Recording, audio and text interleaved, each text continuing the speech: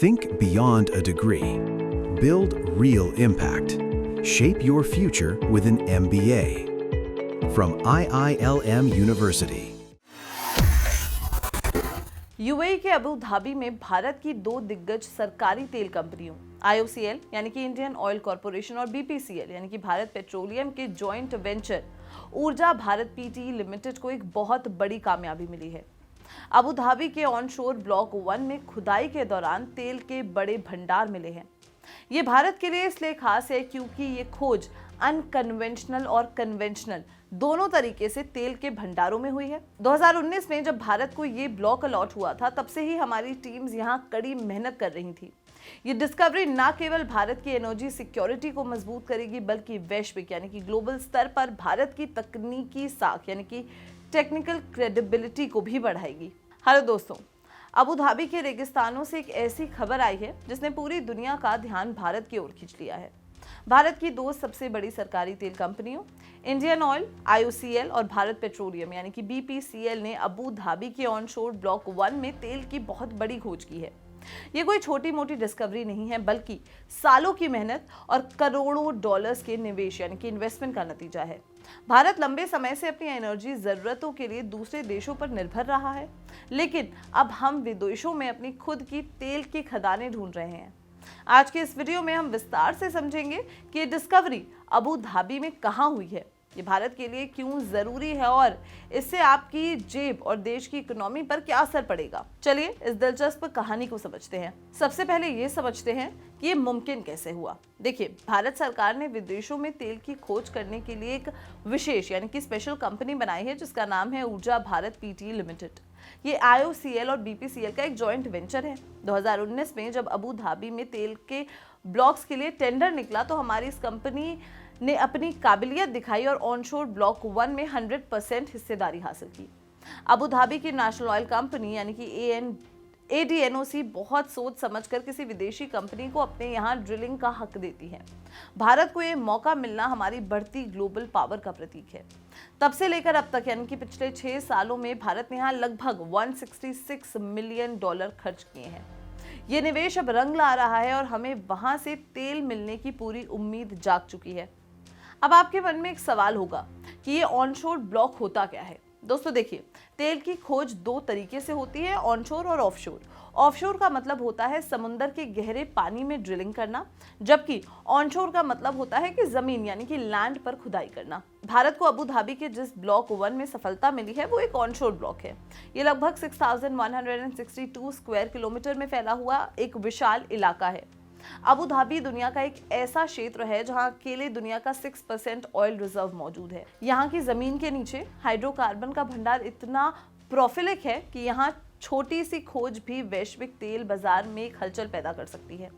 भारत की कंपनी ने यहाँ रेगिस्तान की भीषण गर्मी के बीच एडवांस मशीन से खुदाई की और अंततः यानी कि फाइनली तेल के दो अलग अलग भंडारों तक पहुंचने में कामयाबी हासिल की। इस डिस्कवरी की सबसे बड़ी हाईलाइट है अनकन्वेंशनल ऑयल का मिलना। इसे समझना बहुत जरूरी है। देखिए, कन्वेंशनल तेल तो वो होता है जो ड्रिल करने पर आसानी से बाहर आ जाता है, लेकिन अनकन्वेंशनल तेल जिसे शेल ऑयल भी कहा जाता है वो जमीन के नीचे बहुत सख्त पत्थरों के बीच फंसा हुआ होता है। इसे निकालने के लिए हाइड्रोलिक फ्रैक्चरिंग या फ्रैकिंग जैसी एडवांस टेक्नोलॉजी की जरूरत होती है। भारत के पास इस क्षेत्र में बहुत कम अनुभव था, लेकिन अबू धाबी में हमने अपनी टेक्नोलॉजी का लोहा मनवाया है। यहाँ के XN76 वेल से लाइट क्रूड ऑयल का फ्लो देखा गया है। ये दिखाता है कि भारत अब केवल तेल खरीदने वाला देश नहीं, बल्कि हमारे पास वो दुनिया की बेहतरीन टेक्नोलॉजी भी है जिससे हम पत्थरों के बीच छिपे तेल को भी बाहर निकाल सकते हैं। ये भारत की टेक्निकल क्रेडिबिलिटी को बहुत बड़ा बूस्ट देता है। सिर्फ अनकन्वेंशनल ही नहीं, हमें कन्वेंशनल ऑयल के भंडार भी मिले हैं। ये डिस्कवरी हबशान रिजर्वॉयर के क्यूएन में हुई है जिसे XN792S का नाम दिया गया है। यहाँ तेल का बहाव कुदरती तौर पर यानी कि नेचुरली हो रहा है, जिसका मतलब है कि इसे निकालने के लिए हमें बहुत ज्यादा एनर्जी या खर्चा करने की जरूरत नहीं पड़ेगी। कन्वेंशनल ऑयल का सबसे बड़ा फायदा ये है कि एक्सट्रैक्शन कॉस्ट बहुत कम होती है। इसकी कम खर्च में तेल निकालने का मतलब है ज्यादा मुनाफा। ये हाई क्वालिटी कार्बोनेट रिजर्व है जो कमर्शियल प्रोडक्शन के लिए बहुत ही शानदार माना जाता है। जब इंटरनेशनल मार्केट में कच्चे तेल यानी कि क्रूड ऑयल की कीमतें ऊपर नीचे होती हैं, तो अब ऐसे कम लागत वाले कुएं देश की इकोनॉमी को स्थिर यानी कि स्टेबल रखते हैं। भारत के लिए दोहरा लाभ है, एक तरफ टेक्नोलॉजी की जीत और दूसरी तरफ आर्थिक मुनाफा भी। यहाँ एक बात साफ करना जरूरी है कि क्या कल से ही भारत में तेल आना शुरू हो जाएगा? जवाब है नहीं। तेल निकलने की प्रक्रिया 3 चरणों में यानी कि स्टेजेस में होती है। पहला है एक्सप्लोरेशन, जो हम 2019 से कर रहे थे और जिसमें अब हमें सफलता मिल चुकी है। अब हम दूसरे चरण में हैं, जिसे अप्रेजल कहते हैं। इस स्टेज पर इंजीनियर ये हिसाब लगाते हैं कि उस कुएं में कुल कितना तेल है, वो कितने सालों तक चलेगा और उसका फ्लो रेट क्या होगा। ये सब टेस्ट करने के बाद ही तीसरा चरण यानी कमर्शियल प्रोडक्शन शुरू होता है। तो ये एक medium to long term project है, लेकिन खुशखबरी ये है कि सबसे मुश्किल पड़ाव पार हो चुका है। अब हमें पता है कि वहाँ तेल है और वो अच्छी क्वालिटी का है। अब बस उसे पाइपलाइंस के जरिए बाहर निकालने की तैयारी करनी है। दोस्तों, भारत अपनी तेल की जरूरतों का लगभग 85% हिस्सा विदेशों से इंपोर्ट करता है। ऐसे में अगर हमारी अपनी कंपनियां विदेशों में तेल ढूंढ लेती हैं, तो इससे इक्विटी ऑयल अब्रॉड कहा जाता है। इसका सीधा फायदा यह है कि अगर कल को ग्लोबल मार्केट में युद्ध या किसी और वजह से तेल की सप्लाई रुकती है, तो हमारे पास अपने खुद के सुरक्षित स्रोत यानी कि सोर्सेज होंगे। इससे भारत की एनर्जी सिक्योरिटी को सुरक्षा कवच मिल जाता है। हम रशिया, यूएई और गल्फ देशों से तो तेल खरीदते ही हैं, लेकिन वहां अपना खुद का कुआं होना एक अलग लेवल की स्ट्रेटेजिक मजबूती है। ये डिस्कवरी हमें इंटरनेशनल मार्केट के सप्लाई शॉक से बचने में मदद करेगी और डॉलर के मुकाबले हमारी विदेशी मुद्रा यानी कि जो फॉरेक्स है के खर्च को भी थोड़ा कम करने में शायद सहायक होगी। ये कामयाबी भारत और यूएई के बीच गहरी दोस्ती और रिश्तों का प्रमाण है। आज के समय में भारत का 60% से ज्यादा तेल गल्फ रीजन से आता है। अबू धाबी हमारा एक स्टेबल और भरोसेमंद पार्टनर है। इस प्रोजेक्ट की सफलता से दोनों देशों के बीच व्यापारिक रिश्ते अब एनर्जी पार्टनरशिप में बदल रहे हैं।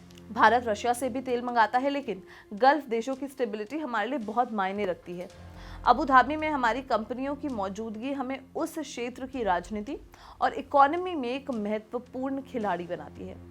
ये डिस्कवरी भारत की स्ट्रेटेजिक पेट्रोलियम रिजर्व पॉलिसी को भी सपोर्ट करेगी, जिससे हम आपातकाल यानी कि इमरजेंसी के लिए ज्यादा तेल स्टोर कर पाएंगे। ये पूरी तरीके से एक विन विन सिचुएशन है, जहां भारत का निवेश अब रिटर्न देने के लिए तैयार है। अक्सर लोग सोचते हैं कि IOCL और BPCL सिर्फ पेट्रोल पंप्स चलाती हैं या रिफाइनिंग करती हैं, लेकिन इस डिस्कवरी ने साबित कर दिया है कि हमारी सरकारी कंपनियां ग्लोबल ऑयल जायंट्स जैसे कि शेल या EXXON मोबिल को टक्कर दे रही हैं। परंपरागत यानी कि ट्रेडिशनली रूप से ये कंपनियां डाउनस्ट्रीम यानी कि तेल बेचने का काम करती थी, लेकिन अब ये अपस्ट्रीम यानी कि तेल खोजने के क्षेत्र में भी महारत हासिल कर चुकी हैं। इस कामयाबी का असर इन कंपनियों के शेयर बाजार पर भी दिखेगा और इनकी बैलेंस शीट भी मजबूत होगी। जब हमारी कंपनियां विदेशों से मुनाफा कमाएंगी, तो वह पैसा अंततः भारत सरकार के खजाने में ही आएगा। ये स्केल अपग्रेडेशन और भारतीय इंजीनियर्स की काबिलियत का भी एक जश्न है, जिन्होंने रेगिस्तान की गहराई में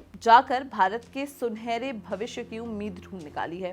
निष्कर्ष यानी कि कंक्लूजन ये है कि अबू धाबी की ये डिस्कवरी भारत की ओवरसीज ऑयल स्ट्रैटेजी के लिए एक अहम हिस्सा है। भारत केवल यूएई में ही नहीं, बल्कि रशिया, अफ्रीका और लैटिन अमेरिका जैसे देशों में भी तेल की खोज में निवेश कर रहा है। हमारा लक्ष्य है कि भारत की सीमा के बाहर भी हमारे पास एनर्जी के ऐसे स्रोत हों जो देश की रफ्तार को कभी रुकने ना दें। ये डिस्कवरी हमारी इकोनॉमी के लिए ग्रोथ इंजन की तरह काम करेगी। दोस्तों, आपको क्या लगता है? क्या भारत को अपनी तेल की खोज और तेज करनी चाहिए? अपनी राय हमें कमेंट सेक्शन में जरूर बताएं। और अगर ये वीडियो पसंद आई हो तो लाइक और शेयर करना बिल्कुल भी ना भूलें और देखते रहें जागरण जोश।